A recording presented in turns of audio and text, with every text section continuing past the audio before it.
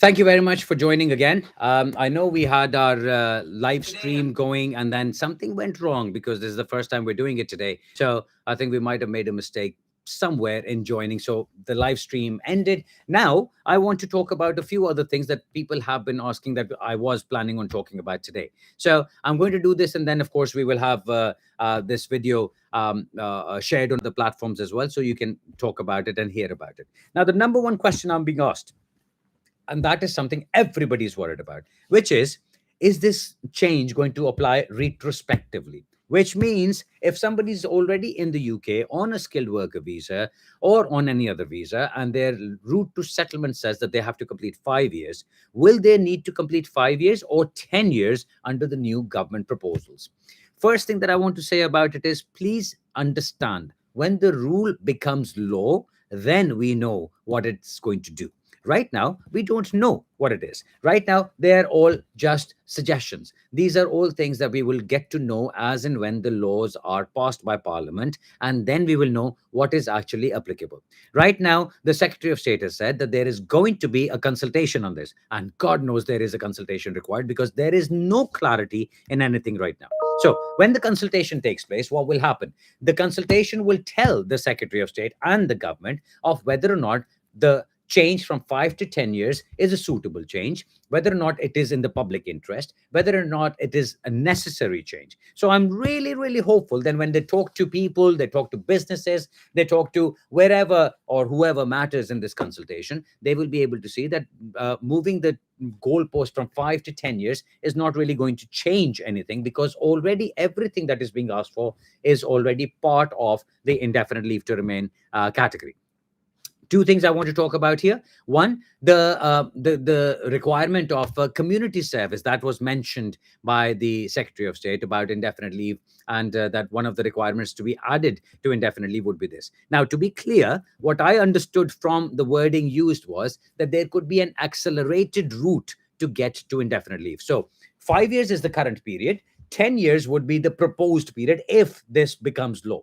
Now, 10 years would become the default position. What the Secretary of State is saying is that we will bring in some things which will mean that if you qualify for an earlier settled status, it will be based on those things, such as community service or voluntary service or something like that. I truly hope this is not going to be the same as community service in criminal courts in a sentencing manner, where criminals who are not sent to prison are sent for community service. And that is going to be applied to all immigrants as well, whether they're doctors or lawyers or engineers or other skilled workers. But anyway, we'll see what happens. The other thing I wanted to talk about, when we are looking at the requirements of indefinite leave, when we're looking at the way these things are being processed, and whether or not this will have retrospective effect, nothing in law should be with retrospective effect.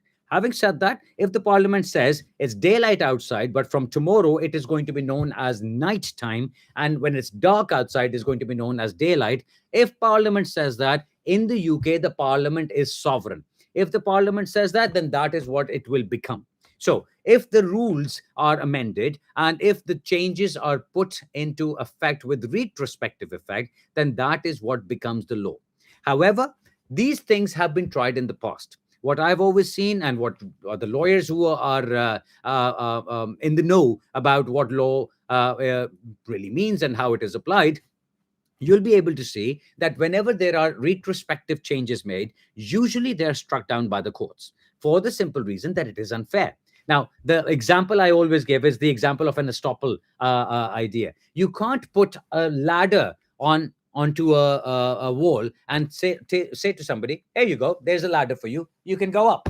And they start climbing the ladder. As they're climbing the ladder, you say, "Oh, hang on a second, I've suddenly changed my mind. I'm going to pull the ladder from under you." And therefore you go pull the ladder. That is not allowed. That is not right. That is not fair. That is not according to the to the rules of natural justice, and therefore it should be stopped. So having a retrospectively affected legal principle is similar to that. So if somebody has been promised in 2022 or 2023, I'm just giving examples, that they come on a skilled worker visa, they will be able to apply after 5 years, let's say somewhere in 2022. If they started June 2022, let's say they started in June 2027, they will be able to apply for indefinite leave. If that is the promise made under the immigration rules, then that promise should be kept. It's the same thing as the ladder that I just spoke about. So if that is being changed, then there must be a very good reason for that. Generally speaking, retrospective laws are only brought in when there is a national emergency. Now, if you leave it to Mr. Farage, of course, there is a national emergency, or like other people, the kind of words that have been used, infestations, and what was the other one? The attack of the immigrants or something like that, whatever the hell it was. So whatever we are talking about, if this is going to be considered a national emergency, then there is a possibility that retrospective laws would take place. I don't think it would be retrospective. I hope it is not retrospective. But having said that, Mr. Farage is also pushing to get rid of the Human Rights Act, which is exactly what stops these things from happening. So, if the Human Rights Act is removed, now those who are in favor of kicking out each and every immigrant from the UK, or well, vast majority of them anyway, would be quite happy to get rid of the Human Rights Act 1998. But that's not all that it covers. It doesn't just stop immigrants from being removed. It also deals with your employment. It also deals with your children. It also deals with your family life. It also deals with your private life. It also deals with everything else around you in the UK. Your rights at work, your rights at home, your rights outside, everything that you do is covered by Human Rights Act. So this is again one of those things that is being thrown about as one of those things that should not be there. Mr. Farage has talked about getting rid of indefinite leave altogether. And the idea is that every 5 years, you should be able to apply for an extension, and you should be able to continue like that. Why should you be granted indefinite leave and permanent settlement into the UK? Nobody likes to be left hanging. And that's the idea behind it. When you embark on a journey, if you're told, well, there is no end to your journey, you just keep going. So wherever you get, you sleep, and then you get up, and then you refresh yourself, and then you start again, and then you keep driving, or you keep walking, or you keep traveling on the train, or wherever you are, and that is going to keep on going indefinitely. Would you be happy with that? Would you want to be treated like that yourself? That's another point that we need to take care of. When we talk about immigration, immigration is not a bad word. It's become a taboo word in the UK because everybody thinks immigrants are bad. What I want to say is, when we go, I call myself a Brit now because I'm British. I'm British national. Now, those who will have a strong opinion on this, well, this guy is brown. He was not born in the UK. How is he a British national? Well, the same law that says that you are a British national because you were born in the UK says that if I naturalize as a British national, then I will be treated along the same lines as you would, because I am now a British citizen as well. I have fulfilled the criteria. I've gone through the tests. I've fulfilled whatever conditions were imposed on me in order for me to be naturalized as a British national. And that is true of hundreds and thousands and millions of naturalized people in the UK and indeed all over the world. When we go abroad, we are considered expats. When somebody else comes into the UK, they are considered immigrants. I don't understand what the differentiation is. And we need to understand this, and we need to differentiate between the two, because there is no differentiation. If a British citizen goes and starts living in Dubai or starts living in the United States, they are treated as expats, or they've left their country, they've come here, they're working here, they're living here, they've established a life for themselves. Well, isn't that the same as what these people are doing who are coming to the UK? I just want to raise the question. That's all. So when you look at it like that, when you think about it in terms of normal people, not just demons who are coming to grab your benefits and your jobs and everything, these, you will understand that not all immigration is bad. Uncontrolled immigration is ridiculous.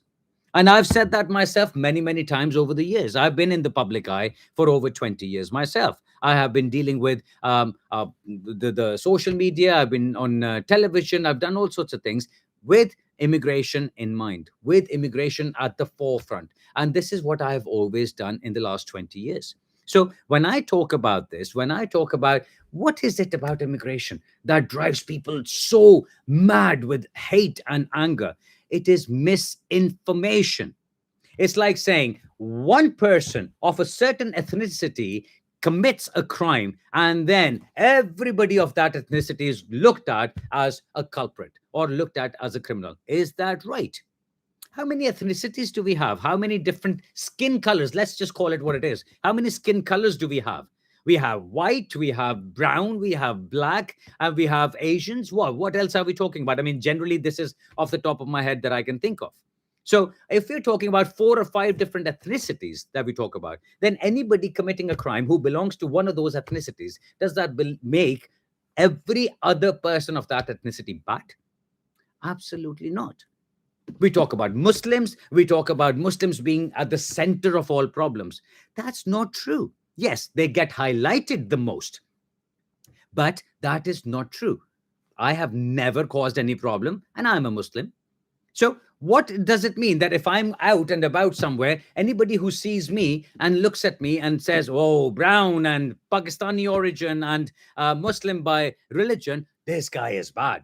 Well, I've not caused any problems. I've never had any criminal offenses. I've never had any problems with the law. So, why would I be danger to anybody? And that is true of the vast majority of people around you. Look around your circles, in your schools, in your hospitals, in your friend circle, everywhere else, you will see people who are of different ethnicities and still living perfectly normal, perfectly good lives around you. And that is the only appeal I want to make today. The idea of talking to you about it today was that we want to talk about this. We want to bring this to the fore. It's all not just gloom and doom and negativity and fraud and cheating and lying and criminality. No, it's just what is being highlighted. And that is what you get to hear constantly. There is nothing good told about them. How many times has Mr. Sadiq Khan been praised for being a son of an immigrant coming into the UK and becoming a mayor 3 times of the most popular city in the world? Does anybody think of that? Look at football players, look at cricket players, look at your teams that you love, that you support. Do you not have people of other ethnicities in those? How are we happy with those and unhappy with the others? Because, oh, they are the criminals and the footballers are the great ones or the cricketers are the great ones. Well, how do you know? Do you know all the other immigrants around? No, you don't. You only get those that are highlighted by the media. And of course, if the media started doing a better job, I would say the whole society would change. The whole world would change, because the problem is that the media only likes to highlight what causes a headline.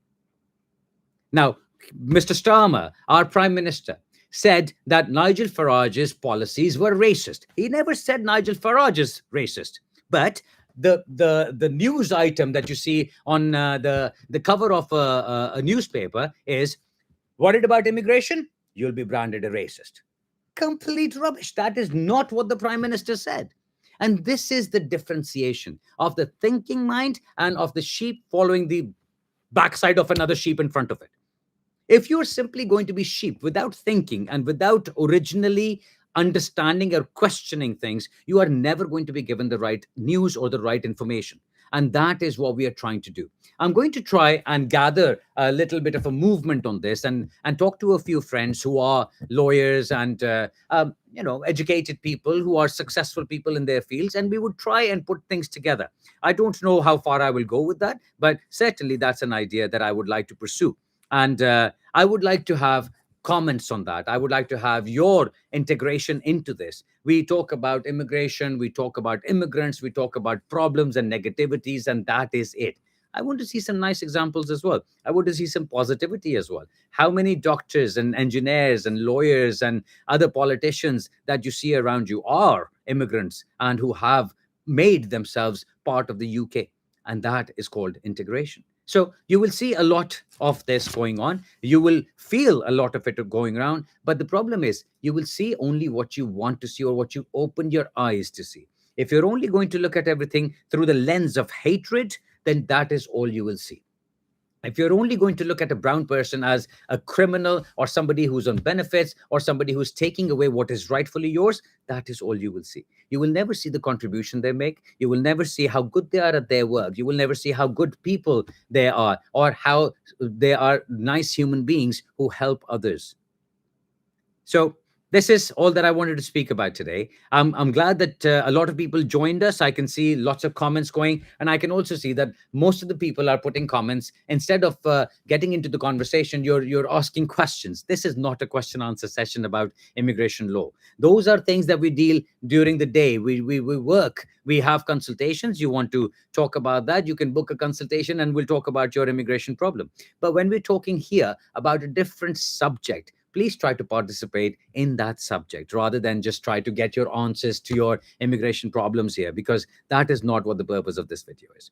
But thank you very much for watching, and I hope next time we'll be able to get more people involved, and figure out how we can do that properly. But till next time, thank you very much. I'll see you next time.